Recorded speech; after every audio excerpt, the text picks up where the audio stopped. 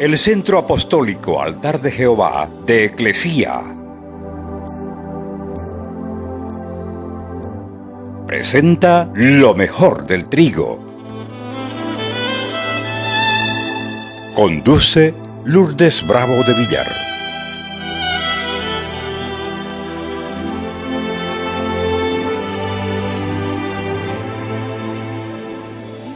Mateo 21, del verso 1 al 16.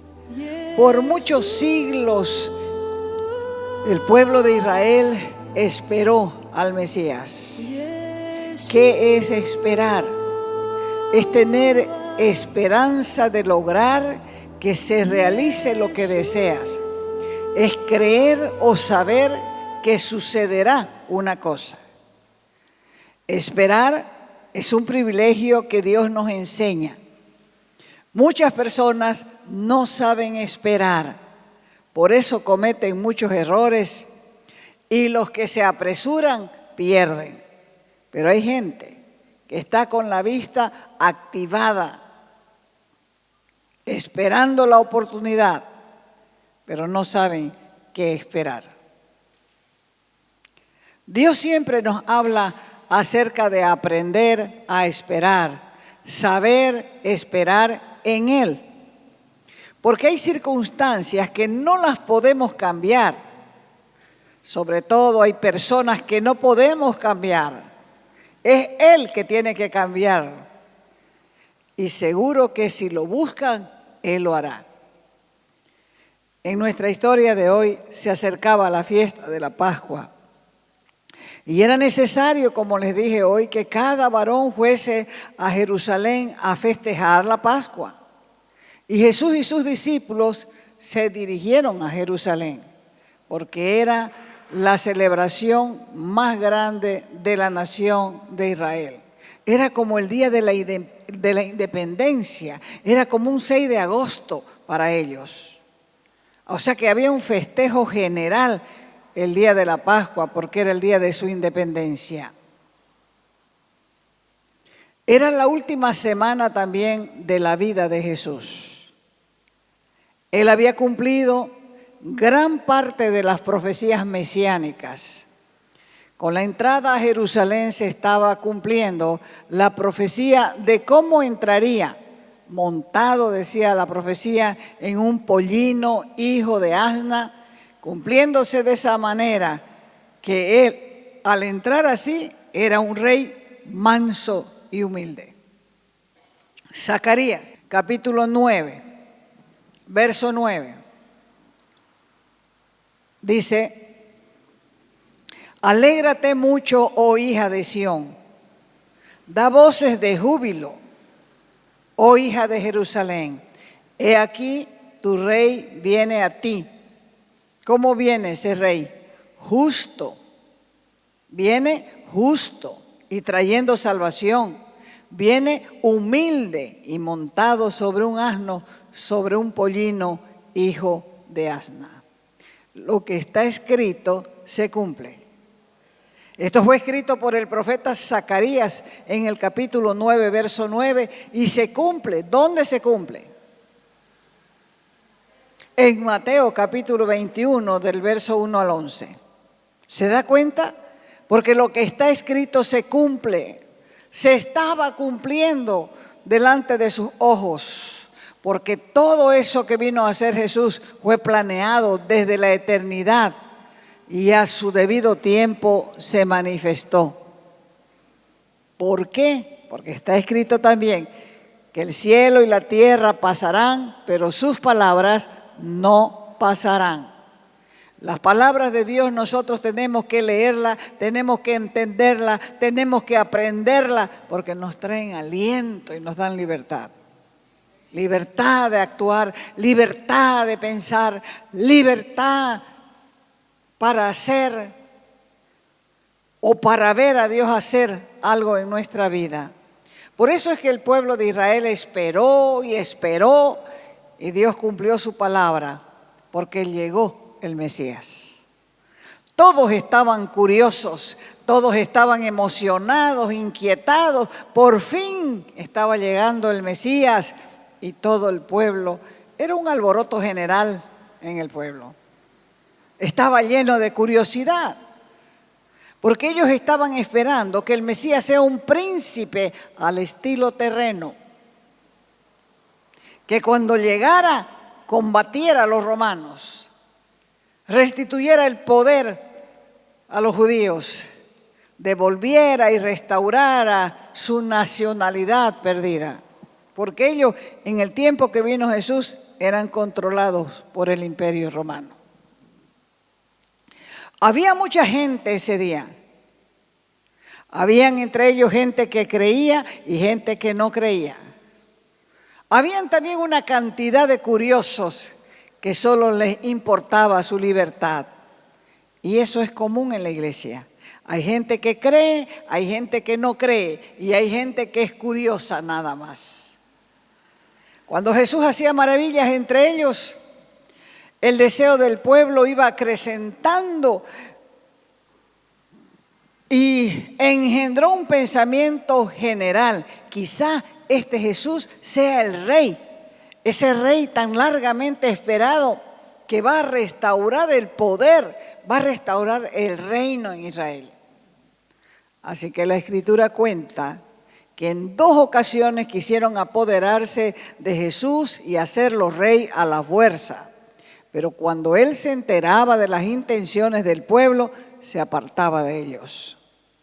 ¿Por qué? Porque él vino a salvar a la humanidad y no a ser ungido como rey, como lo estaban entendiendo ellos. La gente en aquel entonces no supo apreciar el privilegio de lo que les estaba aconteciendo. Antes de entrar a Jerusalén, recuerden que la Escritura dice que Jesús lloró. ¿Por qué lloró? Porque este pueblo no entendía el tiempo en que Dios los estaba visitando. Porque esta revelación a sus ojos estaba encubierta. O sea que ellos estaban mirando a Jesús, pero no lo veían como su Mesías, porque estaba tapado a sus ojos. Así que lloró porque él sabía que iban a venir sus enemigos, iban a rodear la ciudad, la iban a sitiar, la gente iba a morir adentro de hambre, iban a comerse hasta sus propios hijos y cada vez los iban a estrechar más y los iban a derribar a tierra y la gente adentro muriendo de necesidad. Y sabía también que no dejarían piedra sobre piedra. Eso era un juicio que les venía. ¿Por qué? Porque no conocieron el tiempo en que el Mesías los visitó. Pasaron 70 años y aconteció esto. Esta palabra profética de Jesús, 70 años después de su muerte se cumplió. Vinieron, saquearon, sitiaron la ciudad, la gente se comían a sus propios hijos. Había una hambruna tremenda dentro de la ciudad y vinieron a robar. Se llevaron todos los utensilios del templo y tumbaron piedra sobre piedra, porque ellos pensaban que ponían una piedra y ponían algo de oro, otra piedra y algo de oro, así que piedra sobre piedra la derribaron buscando oro. Esto nos muestra de manera general lo peligroso que es ignorar la voz de Dios, porque nosotros somos los perjudicados, porque Dios solamente busca nuestro bien. ¿Por qué? Porque Él es bueno. Jesús realizaba milagros extraordinarios y antes de encaminarse a Jerusalén ya había acontecido la resurrección de Lázaro. O sea que la gente iba hasta Betania a ver a Lázaro vivo. ¡Ay! No es Lázaro el que se murió. Este es el resucitado y Lázaro tranquilo después de la resurrección, comiendo, conversando con los amigos y con toda la gente que iba a verlo. Porque todo el mundo sabía que había resucitado después de 4 días de muerto. Así que este milagro fue asombroso, que se convirtió en el tema de conversación, en el tema de comentarios en todo el pueblo. La gente, como dije antes, viajaba hasta Betania para comprobar con sus ojos que Lázaro estaba vivo. Y todos decían, esto es asombroso, cuando cada cual confirmaba sus dudas. Pero había una gran contradicción, y era que los religiosos no lograban conciliar la época de la venida del Mesías, y además estaban esperando un Mesías guerrero, no un Mesías de paz. Por lo tanto, era necesario que declarara públicamente que el Hijo de David, reclamado de esa manera el trono de David, era necesario. Por eso es que los muchachos decían, Hosana al Hijo de David. Y él entró triunfante, recorriendo las calles de Jerusalén, manifestando sus derechos reales. En esta ocasión, él usaría el fanatismo popular como una oportunidad para predicar un sermón vivo. Un sermón vivo que mostrara grandes verdades de carácter espiritual. Lo bueno es que podemos aprender de esto muchas cosas. Para entrar a Jerusalén, Jesús mandó preparar ¿qué? Un pollino. A preparar un pollino hijo de asna, porque sabía que a pesar de ser despreciado por los religiosos de la época, él entraría a Jerusalén triunfante como rey y Mesías. Mesías de paz. Cuando corrió la voz de que Jesús entraba a Jerusalén, la gente cortaba ramas de palmeras y gritaban a su alrededor, Hosana, Hosana, bendito el que viene en el nombre del Señor. Y cuando posteriormente descubrieron que estaban equivocados, lo odiaron. Así como lo habían amado, lo odiaron. Y ahora el grito cambió. En vez de decir, bendito el que viene en el nombre del Señor, la gente comenzó a gritar, crucifícale, crucifícale. Ese fue el grito que sonó más fuerte que el Hosana, bendito el que viene en el nombre del Señor. Cuando ellos le decían hijo de David, estaban declarando que Jesús era el legítimo heredero al trono de David. Primero envió 2 de sus discípulos para buscar el asna. Después reunió a su corte. Su corte eran 12 discípulos, porque eran los que normalmente le acompañaban. Después se subió al asno, que era un animal. Desde tiempos antiguos los legisladores usaban el asna. Los gobernadores y los gobernantes y los legisladores también. Después comenzó su recorrido largo por las calles de Jerusalén mientras las multitudes aplaudían. Ustedes han visto cómo es eso. Cómo se transforma el populacho. Cómo grita, cómo da loores. Algunos calculan que por lo menos habían ese día unas 3,000 personas en esta marcha o manifestación de proclamación del rey, mientras él avanzaba hacia la capital, la ciudad real. Pero como él no era un rey temporal, él no se dirigió al palacio. ¿A dónde se dirigió? Al templo. ¿A dónde se dirigió? Al templo. Y como había hecho muchas veces, comenzó a enseñar y ahora estaba sentado él en su trono profético, enseñando al pueblo en los atrios reales. Hoy el Espíritu Santo nos está hablando y nos está diciendo a cada uno en particular y a todos los oyentes, abre paso al Rey Jesús. Abre paso a aquel rey que nació en un establo, cuyos discípulos eran pescadores, aquel que vestía como campesino. No usó corona hasta que le pusieron una corona de espinas. No se cubrió con un manto real, pero es mucho más importante que cualquier rey terreno. No usa sandalias adornadas de perlas ni de plata, pero es el más glorioso de todos los hombres.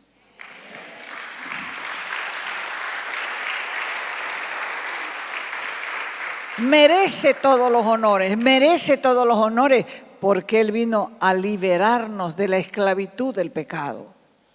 Segunda de Corintios 4:4 dice, en los cuales el Dios de este siglo cegó el entendimiento de los incrédulos para que no les resplandezca la luz del evangelio, de la gloria de Cristo, el cual Cristo es la imagen de Dios. Jesús vino a liberarnos de la esclavitud del pecado y trasladarnos al reino de su amado Hijo. ¿Por qué? Porque su amado Hijo es la imagen de Dios invisible y es el primogénito de toda creación. Jesús vino a liberarnos de la esclavitud del pecado, porque Jesús era el resplandor de su gloria, la misma imagen o la imagen misma de su sustancia, quien sustenta todas las cosas por la palabra de su poder, habiendo efectuado la purificación de nuestros pecados por medio de sí mismo, se sentó a la diestra de la majestad en las alturas. Una sola palabra de Jesús y se hubiera iniciado una revuelta, con Pilato apresado y condenado a muerte. Y luego la nación quedaría libre y todo esto hubiera podido suceder si Jesús fuese un Dios terreno. Es lo mismo que pudiera hacer el Señor Jesús hoy con sus santos. Él pudiera levantar una iglesia rica, una iglesia poderosa. Él podría levantar la religión y convertirla en la más grande, resplandeciente y entusiasta. Pero Él no vino a hacer esto. ¿Por qué? Porque a Él no le importa la gloria de este mundo. Si su reino fuese de este mundo, sus siervos lucharían. Él pudo tener todo esto, pero no lo quiso. Y al no quererlo y al no aceptarlo, nos dio una gran lección. No podemos brillar con lo que no es nuestro. Solo podemos brillar con Él. Si usted quiere ser predicador, no esté buscando brillar. Déjelo que Él brille y Él se va a encargar de usted. Jesús vino a entregar la vida por nosotros.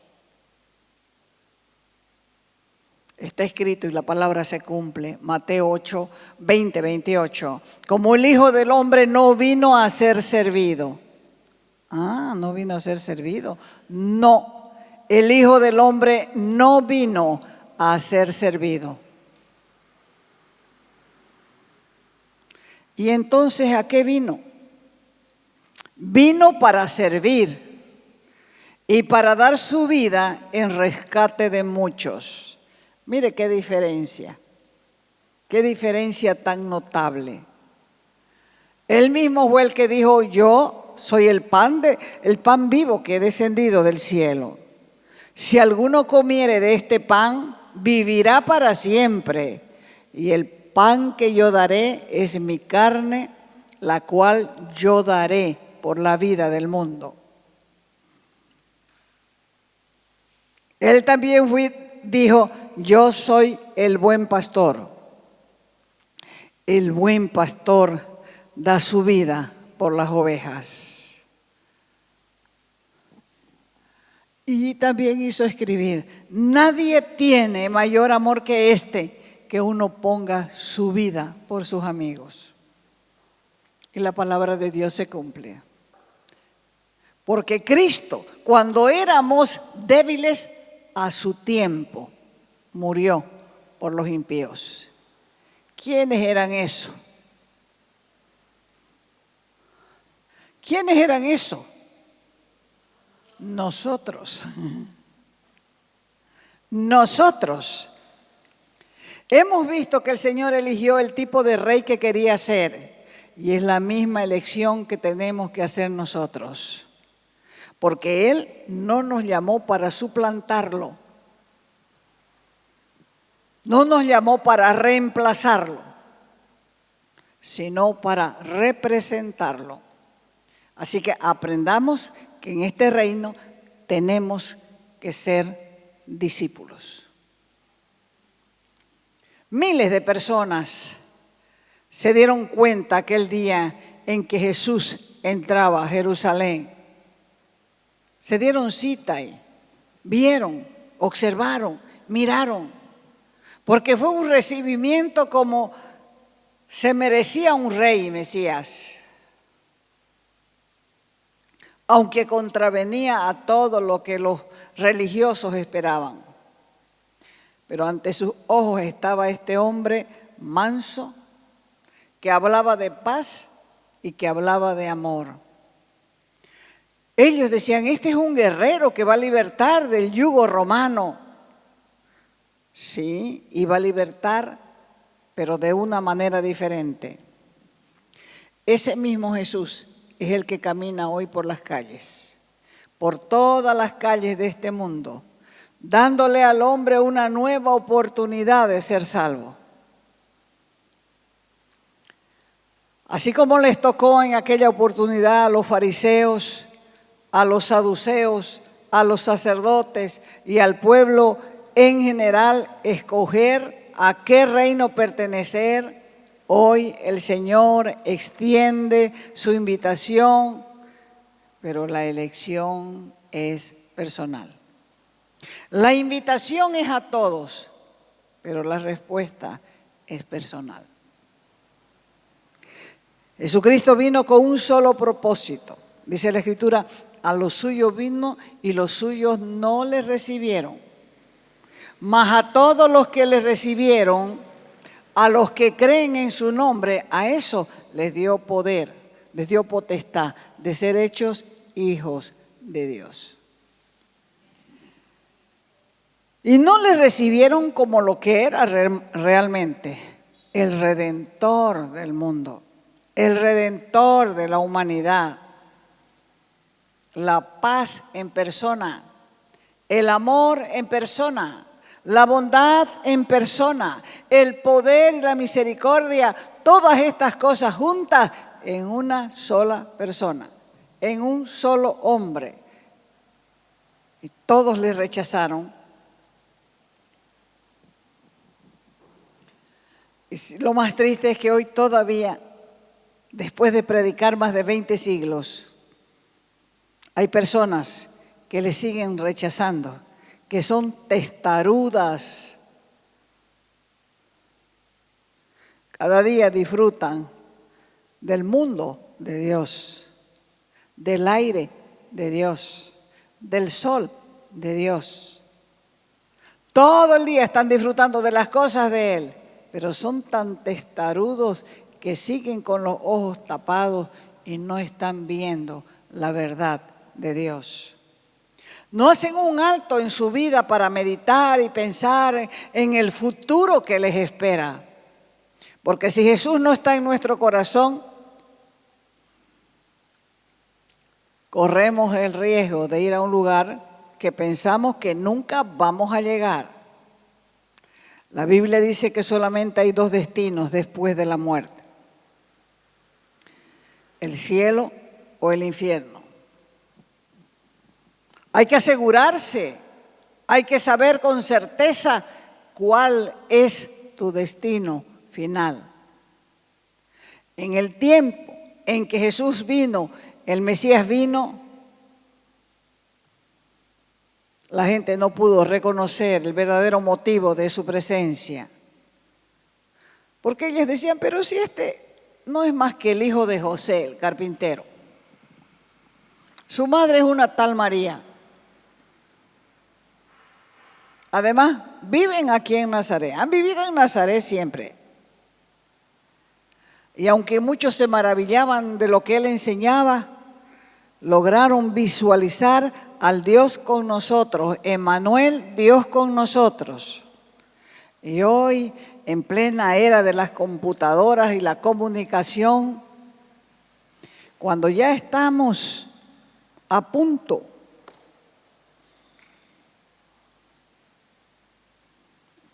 de que se cumplan el saldo de las profecías, Jesús sigue llorando porque mucha gente todavía le sigue rechazando. La gente se desespera, llora buscando un oxígeno, pero no levanta su cara hacia arriba. En la Escritura dice, ¿de dónde vendrá mi socorro? Mi socorro viene de Jehová, que hizo los cielos y la tierra. Solamente aquel que mira para arriba le viene el socorro de Dios. Cuán importante es que sepamos eso. ¿A dónde vamos? ¿A dónde iremos? Muerte van a seguir habiendo. Muerte, escasez, porque Dios está llamando a la humanidad. Está llamándolo al mundo entero.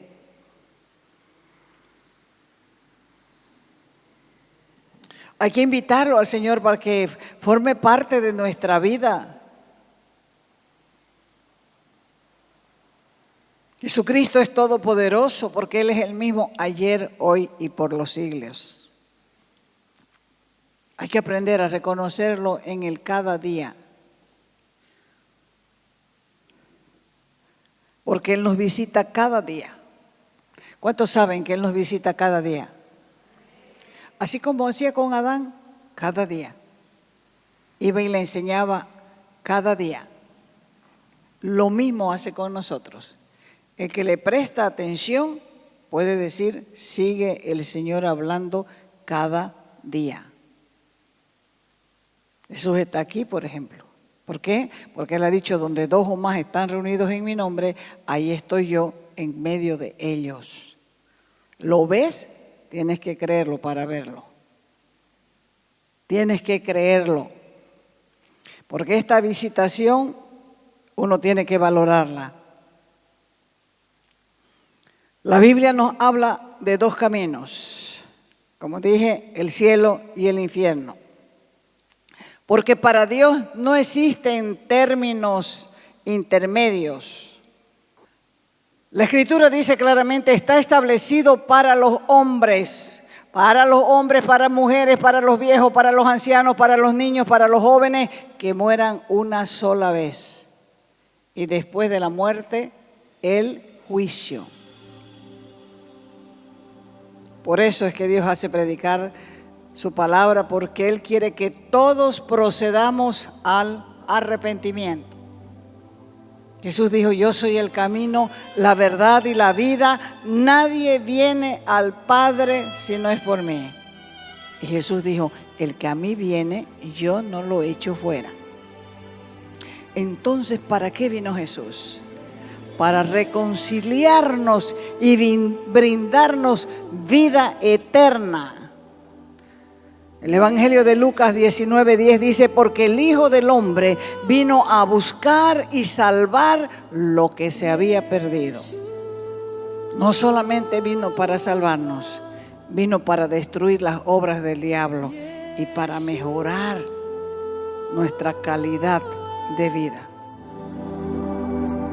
Te invitamos a nuestras conferencias los días viernes y sábados a las 20 horas y los domingos a las 10 de la mañana y a las 20 horas. calle Nicolás Suárez, esquina Félix Pinto.